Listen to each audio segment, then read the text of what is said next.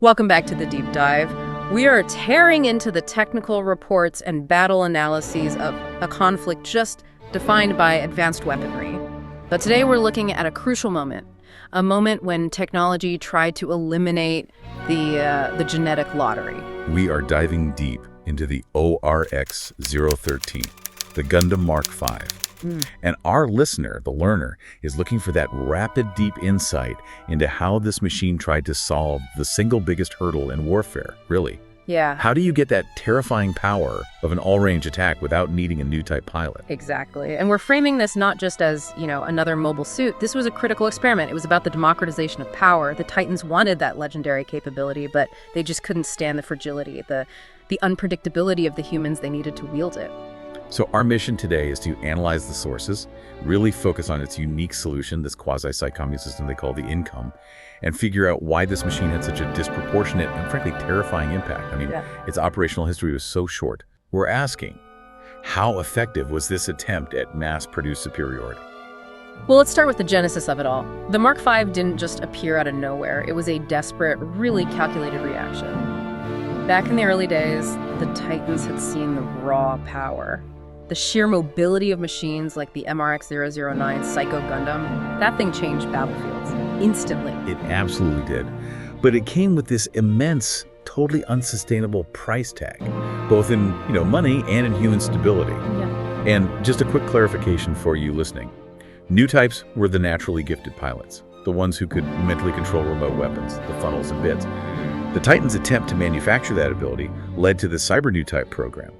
And while it created powerful pilots, the result was individuals who were just prohibitively costly, often unstable, and ultimately, unreliable. So the Earth Federation Force, they realized they can't bet the whole farm on either these rare new types or these unstable cyber new types. So they give the Augusta Research Institute a brutal challenge. They basically said, we want that capability, the all-range attack, but we want it cheaper, smaller, and reliable enough for a standard pilot. The goal was simple, really.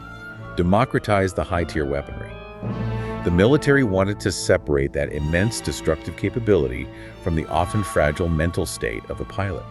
And that push for a smaller, integrated quasi-psychomew system, well, that led directly to the Mk. It was engineered capability over natural talent. Okay, let's unpack that engineered capability then. The core of the Mk, the income. Our sources confirm these are two quasi-psycho-guided weapons mounted right on the shoulders. And the essential difference is that they're wired. That wiring is the genius of it, and also the compromise. The income allows any non-new type pilot to control the weapon with simple mechanical input. It basically mimics the all-range attack that was previously just for the most gifted pilots. It's a huge operational leap for the average grunt. Oh, absolutely. Imagine suddenly being able to attack multiple targets from different vectors at the same time without that mental burden of controlling multiple remote systems. The ability to flank a target you're already engaging or attack enemies that aren't even in front of you, it's an astronomical advantage. But I have to ask, if the income is tethered by a physical cable, how effective can it really be? We're talking high-speed, three-dimensional space combat here. And that's the critical constraint. That's what prevents it from truly matching a pure new type weapon. Because the income is wire-based, it has that physical tether going back to the suit. Its maneuvering is strictly limited to 2 dimensions. It can guide, it can attack, but it can't do the full complex 3D maneuvers that a wireless funnel can. It's an effective compromise, yes, but that wire is the bottleneck that defines the whole system. And the timeline note is important here too. The Mk.5's development was finishing up right as the GRIPS conflict was winding down. Right. But the sources confirm the project wasn't shelved even after the AEG faction won. Powerful, successful, cost-effective tech. It rarely disappears no matter who wins the war. Absolutely. When a weapon system promises high-power, low-cost warfare, military planners, well, military planners across the board take note. That brings us from the philosophy of power to the raw facts of it. We need to talk about the physical profile, the sheer brute force this machine brought to the field. The Sentinel Bible, our main source on the design, makes a point of saying the Mk.5's appearance is not like a traditional Gundam. It's a Gundam by name only. It certainly wasn't built for elegance, no. This was a massive, heavily armored machine designed for just relentless power projection. You don't need to memorize the whole spec sheet, but just get a feel for its mass. It's 25.42 meters tall, and it clocks in at 85.31 metric tons maximum weight. This machine was built to take hits and dish them out. And to move that kind of bulk, you need insane propulsion. It's got Gundalian composite armor, the power output is a massive 5,320 kilowatts, and it's driven by 10 vernier thrusters plus 4 huge rocket thrusters, over 110,000 kilograms of thrust combined. This is a fast, heavy, armored tank in space. But the real insight, the key to that whole democratization strategy, is in the weapon's payload. While the incoms are pretty potent, 4.5 megawatts each, they are secondary to the main fixed armaments. The machine had standard beam sabers and handheld rifles, sure, but the defining feature, that's the dual back-mounted beam cannons. Those cannons are the showstopper. According to the data, they output a staggering 12 megawatts each. 12 megawatts, yeah. To put that into perspective for you, that is immense energy output for a fixed weapon on a mobile suit of this class. The Mark V wasn't just accurate because of the income, it was designed to just obliterate targets with sheer force. It could use the income to distract, to disrupt an opponent's positioning, and then deliver a catastrophic punch with those twin cannons. It's a strategy of sophisticated distraction followed by overwhelming brute force. And here's where the narrative of the Mark V gets really interesting. Its legacy. Only 3 prototypes were ever made, and their unique paths show just how influential this tech was perceived to be, across the spectrum of all the major factions. The 3 fates of these machines tell a fascinating story of technological transfer. Unit 1.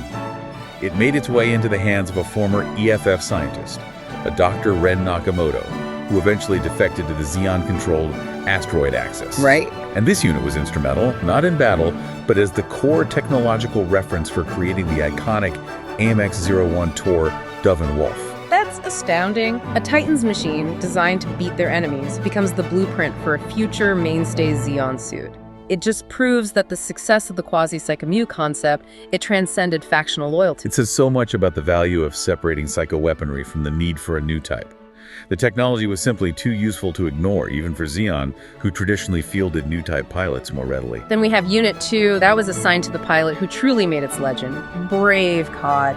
His short but brutal run is all detailed in Gundam Sentinel. And finally, Unit 3 was eventually assigned to Karaba, the anti-Titans faction, and given to arguably the greatest new type ace in history, Amuro Ray. Think about that for a moment. Just pause and think. The greatest new type ace, a pilot who defines the very concept of mental warfare, is handed a machine whose primary innovation is eliminating the need for mental power.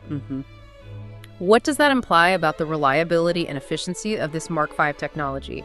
It suggests that even to a legend like him, this democratized power offered undeniable practical value. And we connect this to the bigger picture, that widespread adoption and influence from the Titans to access to Amuro Ray. It just confirms the Mark V was universally recognized as a major technological asset. It redefined what you could expect from a non-new type machine. Now let's look at the climax of this machine's brief career. Let's focus on Brave Cod's Unit 2. The sources on the Mark V's combat record, despite its short history in Sentinel, are just staggering. The singular accomplishment detailed in our sources, it's a perfect example of the machine's superiority. Brave Cod, using the Mark V, was able to engage and defeat 3 full-armor double-Zeta Gundams, single-handedly. That's not a skirmish. That's an utter strategic collapse for the opposing force. A single pilot and a single machine defeating a trio of high-performance, heavy-armor Gundams. It shows how the incom's all-range attack, coupled with the sheer destructive power of those 12-megawatt cannons, it created a mobile fortress that could just overwhelm any standard attack formation. The sources convey the Mark V's sheer combat effectiveness in the most brutal, unambiguous terms possible. Yeah. But the critical final moment of that engagement is what really drives home why we're doing this deep dive. Yeah. Brave Cod was so overwhelmingly effective that he was on the verge of destroying the main critical target, the mobile suit, housing the command element of Task Force Alpha. So what finally stopped the Mark V?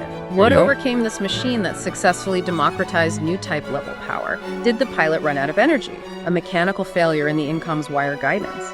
No. The only thing that prevented the immediate decisive victory of the Mark V and the destruction of the opposing task force was the intervention of a non-human entity.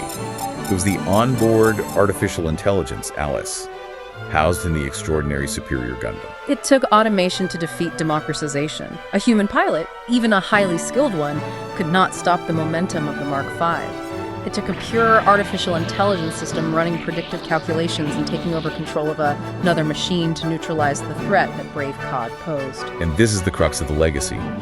The Mark V proved that the era of relying solely on the human pilot for the ultimate expression of combat power was, well, it was ending. The technology was so successful at delivering high-end capability to a non-new type that it created a crisis, a level of destructive ability that could only be countered by another machine's internal automation. That's a powerful summary. The Mark V was a massive, heavily armored weapon that successfully integrated advanced quasi-psychomu technology. It bridged a major technological gap by placing a new type-level capability into the hands of standard pilots. It was a successful democratization of power. And this raises the important final question for you, the listener, to consider as you wrap up this deep dive. The sources revealed that the only thing capable of stopping the Mark V, a successful machine designed for the average non-new type human, was the intervention of the Alice AI. So if the cost of democratizing powerful system-defining weapons like the INCOM is so high that only another machine's independent AI can stop it, what does that fundamentally imply about the future role of the human pilot in high-stakes combat? Was the Mark V the peak of human piloted power, or was it merely the trigger that necessitated complete automation? A fascinating and frankly terrifying conclusion to a truly revolutionary machine. Thank you for diving into the RX-013 Gundam Mark V with us.